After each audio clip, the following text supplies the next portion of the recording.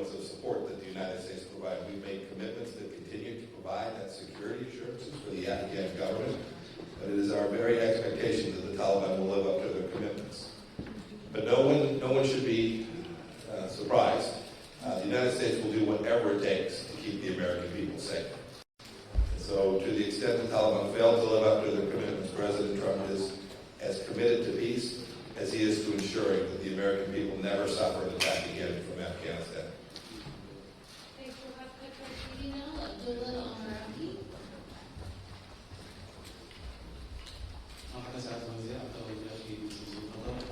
كيف تقيمون دور الدول الأوروبية في حل الولايات المتحدة الأمريكية ومشاركة القضايا الإيرانية أو ما يتجاوز من هذا؟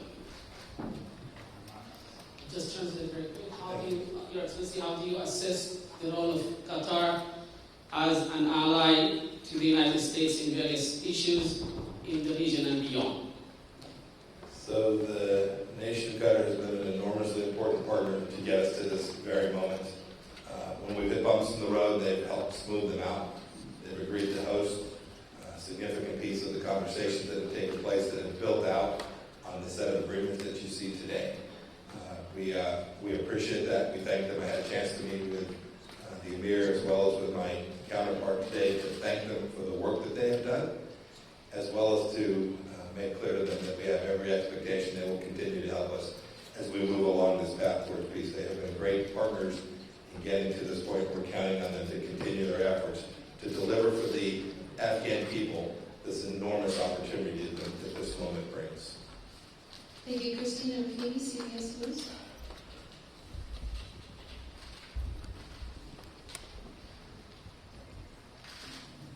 Thank you, Mr. Secretary.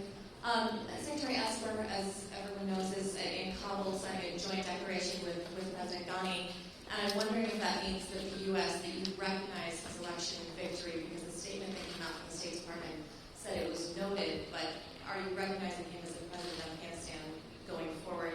And my second question is, why did you feel the need to be here to be present at the signing today, and why come all the way here and not sign the document yourself?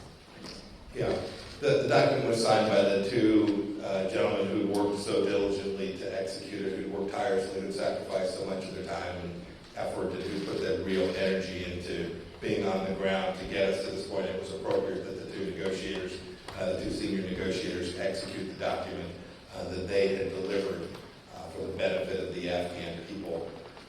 I wanted to be here because this is a historic moment. This is a historic opportunity. I served as a soldier. I know the sacrifices that so many of our young men and women have made in Afghanistan, and I am determined. I am determined to reduce the risk, to create fewer young men and women who are on the 4th and 5th and 6th trip to Afghanistan. I'm determined to ensure that there are fewer young men and women sitting at Walter Reed, there are fewer young men and women that never return home to their families, and that I am equally determined to make sure that there is never again a terror attack from Afghanistan.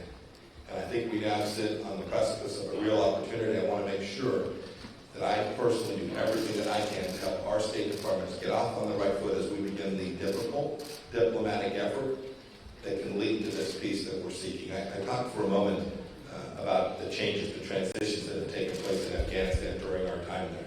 This is a very different country than it was when the United States went there to seek revenge for what happened in New York on 9/11.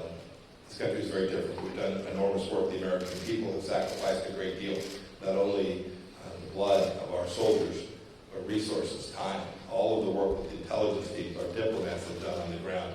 I wanted to be here to express my appreciation for all we have done over these decades, and then to make sure that everyone understood how important this is to get this right, to be here to communicate that the United States is committed to helping the Afghans push this process forward.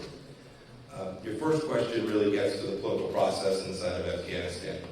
We're going to need every Afghani to join in. I talked about this in my remarks.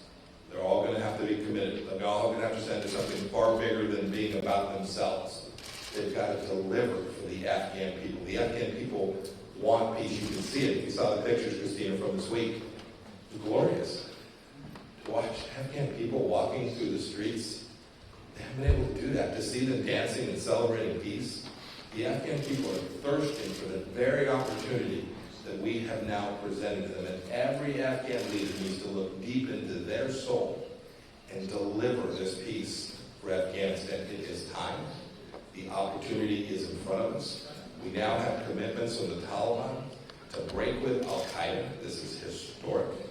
They need to live up to those commitments. They've made commitments to continue to reduce violence level. They need to live up to those commitments. When they do that, they will find that there is opportunity in this place, that the international community is demanding that Afghanistan be a peaceful place, and the Afghan people richly deserve the opportunity that has been created today. And I wanted to be here to communicate that. Thank you all very much for being with me today.